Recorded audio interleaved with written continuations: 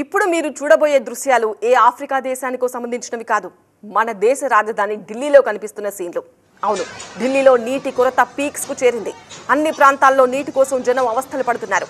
Record స్థాయిలో నమోదవుతున్న ఉష్ణోగ్రతలతో భూగర్భ జలాలు ఎండిపోయి నీటి కొరత పెరిగింది. అప్రమత్తమైన ప్రభుత్వం నీటిని ట్యాంకర్ల ద్వారా సరఫరా చేస్తోంది. 2 బకెట్ల నీటిని పట్టుకునేందుకు జనం రోడ్లపై బారులు తీరాల్సిన దుస్థితి ఏర్పడింది. అయితే ఈ ఎమర్జెన్సీ పరిస్థితికి పెరిగిన ఉష్ణోగ్రతలు ఒక కారణమైతే హర్యానా ప్రభుత్వం నీటిని విడుదల చేయకపోవడం మరో కారణమన్నారు మంత్రి ఆతిషి.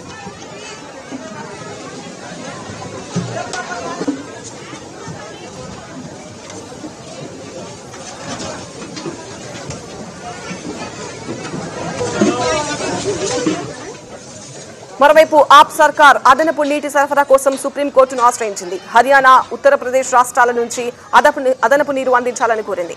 ఢిల్లీలో నీటి కొరతకు బీజేపీనే కారణమని ఆరోపించారు కేజ్రీవాల్. అటు ఢిల్లీలో కూడా నీటి కొరతపై బీజేపీ కూడా ఆందోళనకు దిగింది. ఆప్ సర్కార్ కావాలనే కృత్రిమ కొరత సృష్టిస్తోందని ఆరోపించారు బీజేపీ నేత వీరేంద్ర సచ్దేవ్.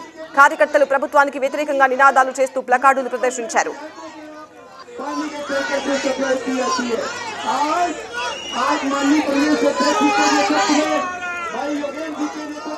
అటు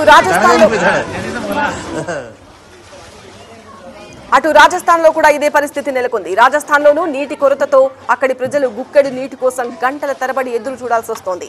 నీళ్ల ట్యాంకర్ల దగ్గర బిందెడు నీటి కోసం మండు టెండల్లో పడిగాపులు కాస్తున్నారు మహిళలు. కానీ నీటి ట్యాంకర్లు మాత్రం అన్ని ప్రాంతాలకు సరఫరా చేయకుండానే తిరిగి వెళ్లిపోతున్నాయి.